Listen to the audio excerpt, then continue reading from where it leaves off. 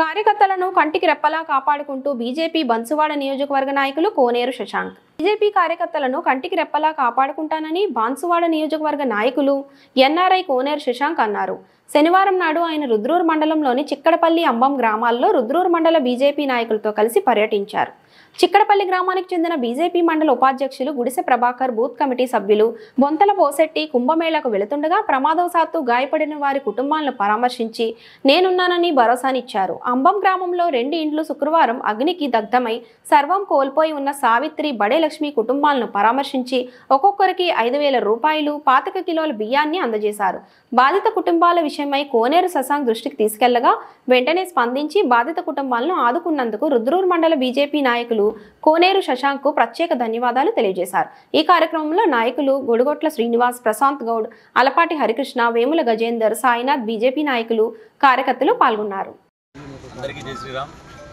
నేడు రుద్రూరు మండలంలో అంబెం గ్రామంలో నిన్న ప్రమాదవశాత్తు గృహాలు నిప్పంటుకోవడం జరిగింది. బడే లక్ష్మి, ఉన్న సాయమ్మ, సావిత్రి వీరికి ఎలాంటి ఆధారం లేదు. గతంలోనే వారి ఇద్దరి భర్తలు కూడా పరలోకం యాత్ర చేసినారు. ఎంతో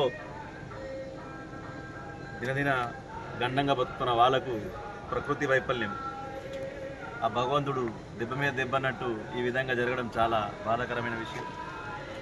ఇది మా దృష్టికి రాగానే మా అన్న భారతీయ జనతా పార్టీ మొన్ననే పార్టీలో చేరడం జరిగింది. వారి దృష్టి తీసుకెళ్ళగానే సరే వాళ్ళకి వెళ్ళి పరామర్శిద్దామని చెప్పేసి నేడు అమ్మేం గ్రామం రావడం జరిగింది.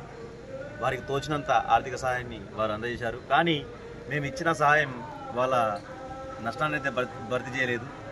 కావున ప్రభుత్వం దీనిపై వెంటనే పంచనామా నిర్వహించి వాళ్ళకి జరిగిన నష్టాన్ని అంచనా వేసి ఆర్థిక సాయం గవర్నమెంట్ తరఫున రావాలని ఇప్పించాలని చెప్పేసి ఎంఆర్ఓ గారికి, ఈ ఊరు సర్పంచ్ గారి వారి ఎంఆర్ఓ దృష్టికి ఈ ఊరు సర్పంచ్ గారు తీసుకెళ్ళి వాళ్ళకి తగిన న్యాయం చేయాలని చెప్పేసి భారతీయ జనతా పార్టీ తరఫున ప్రభుత్వాన్ని డిమాండ్ చేస్తున్నాం.